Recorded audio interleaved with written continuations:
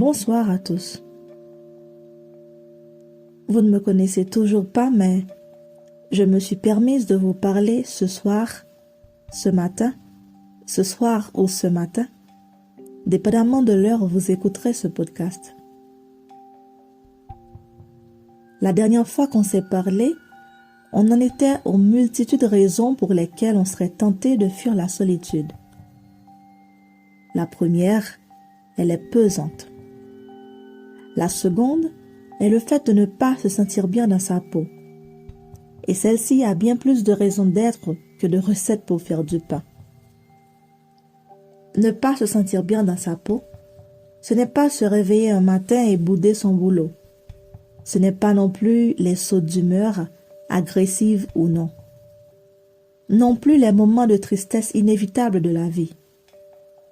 Sur un plan physique, être mal dans sa peau, c'est rêver de façon non constructive d'être l'autre, d'être celui qui est en face. C'est vouloir être à sa place, avoir le beau corps qu'il ou elle a, des abdos, des seins pas trop petits, une taille fine, ou encore la taille normale pour les hommes. Car comme on le dit toujours, la taille, ça compte. Et cette histoire de mal-être peut devenir un sérieux problème si on s'y prend à la légère. L'un des livres sacrés sur terre parle de convoitise comme étant un péché. Il précise, dans l'Exode 20, verset 17, « Tu ne convoiteras point ce qui appartient à ton prochain. » Loin de moi l'idée de vous faire un cours biblique, mais posez-vous cette question. Me sentirais-je bien dans ma peau si je n'avais pas à me comparer aux autres? S'il n'existait pas ce facteur de comparaison mis en évidence sous mes yeux et me forçant à avoir ce regard douteux sur moi?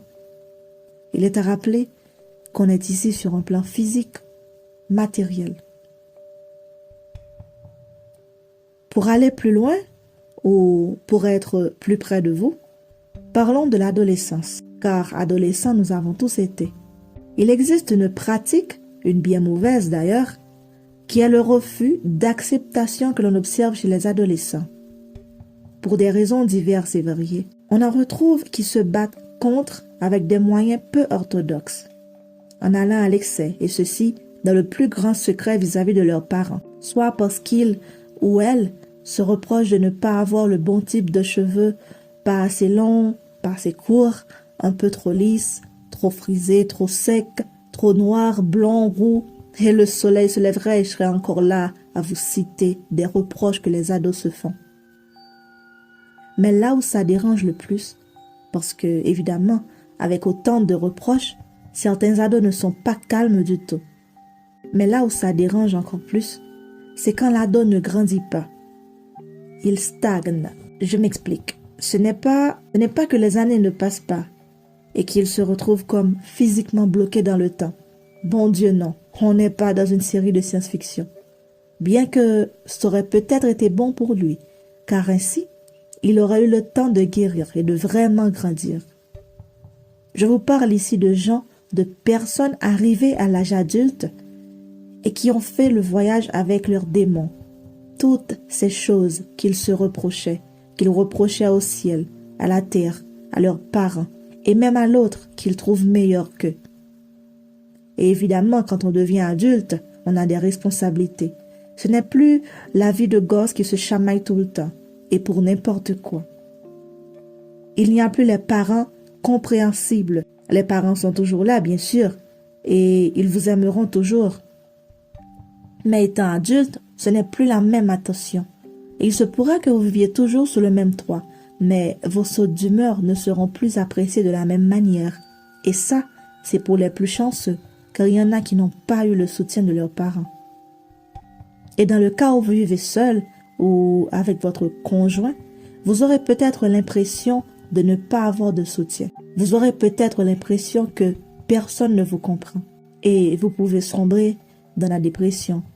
Mais c'est un autre sujet. Certains diraient, mais c'est absurde, pour une histoire de physique, et patati et patata, ça ne tient pas, mais tout le monde n'a pas la même approche vis-à-vis des faits, vis-à-vis de ce que nous vivons sur Terre, de nos expériences. Chacun comprend à sa manière. Chacun réagit à sa manière. Et ce qui représente une petite pierre pour vous peut être un énorme rocher pour quelqu'un d'autre. Et pour revenir à ce que je disais, c'est là toute l'importance de la guérison, du cheminement vers soi. Vous ne pouvez pas entrer dans la vie d'adulte avec tous ces complexes, avec tous ces démons. Vous ne devriez pas en fait. Et vous êtes nombreux sur Terre à faire face à ce fléau. Au début, c'est des reproches, des broutilles qui se transforment en complexes et qui, en s'accumulant, vous rendront susceptibles, vulnérables face à la moindre petite remarque et qui peuvent vous pousser à avoir un comportement antisocial, violent, voire dangereux. Vous aurez peut-être très peu d'amis et vous vous sentirez encore plus seul. Le peu d'amis que vous aurez finiront par pointer du doigt votre comportement toxique. S'ils vous aiment et sont de vrais amis, bien sûr, parce qu'il y en a qui mettront tout simplement les voiles. Ils s'éloigneront petit à petit et vous aurez l'impression de vous être fait ghoster et vous leur reprocherez de tout, de n'avoir pas été là pour vous. Finalement, c'est comme un cercle vicieux d'où vous ne ressortirez que si vous prenez conscience de la situation dans laquelle vous vous trouvez. Et cette prise de conscience ne dépend que de vous. Même si vous avez les meilleurs psys du monde, si vous n'y mettez pas du vôtre, c'est mort. Vous ne parviendrez pas à sortir de ce cercle vicieux. Vous en voudrez alors à la terre entière et encore une fois, ce sera le bordel dans votre tête. Cette prise de conscience se fera que dans l'acceptation de soi et l'affirmation de soi. Et cela commence par notre dernier petit devoir, celui que je vous ai laissé dans le premier épisode. Et pour aujourd'hui, on ajoutera ces 3 petites choses. Créez votre propre routine. Cultivez ce qui est bien chez vous. Mettez l'accent dessus. Ne vous blâmez pas pour une mauvaise action ou une incompréhension de votre part, mais prenez note. Faites-vous la promesse de vous améliorer, de bosser dessus. Et même si vous faites la même erreur une prochaine fois, rappelez-vous juste que vous êtes humain et par conséquent imparfait. Je vous remercie.